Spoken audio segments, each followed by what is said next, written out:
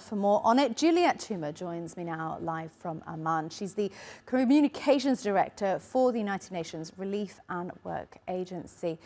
Juliette, we're seeing these pictures of these tents completely ripped up after months of use, bad weather, Israeli attacks. What's the situation in terms of getting aid, in terms particularly of things like tents, into Gaza right now? Extremely difficult. Supplies are running very, very short. This is due to the siege that has been imposed on the Gaza Strip for more than 15 months. Very small number of trucks are allowed into Gaza, on average between 60 to 80 humanitarian trucks a day, which is by far not enough in the face of massive humanitarian needs on the ground.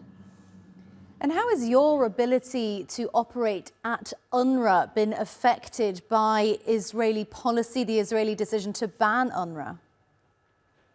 Well, look, the clock is ticking very fast towards the implementation of a bill that the Israeli parliament has passed.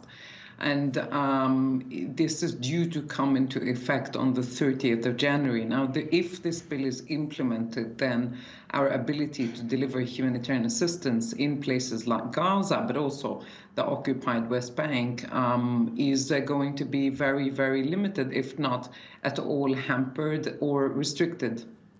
So what will you actually have to do? Will your teams have to pull out completely from Gaza if they're not Palestinian, or what happens?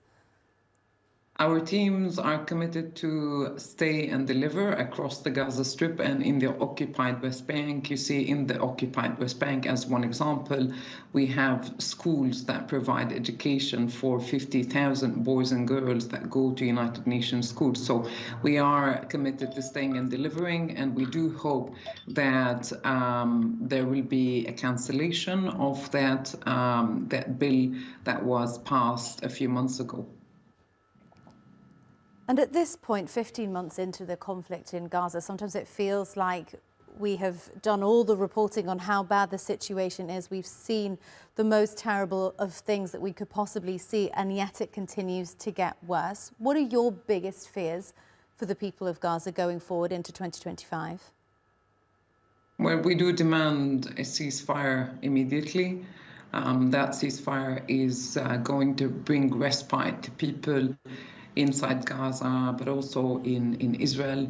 There needs to be a release of all the hostages. Meanwhile, the war continues. It continues unabated, with a huge number of civilians that are caught in the middle.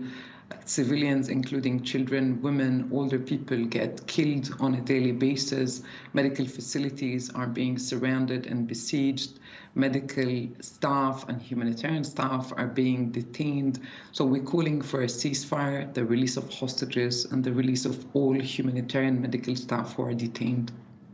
But what about your worries in terms of people living there and stuck there if there is no ceasefire? I mean, just in terms of one thing, famine, for example, we've seen the whole of the Gaza Strip now under a category 4 of famine, and that looking like it may move more broadly towards a category 5 if indeed there is no ceasefire, if indeed the aid situation doesn't change.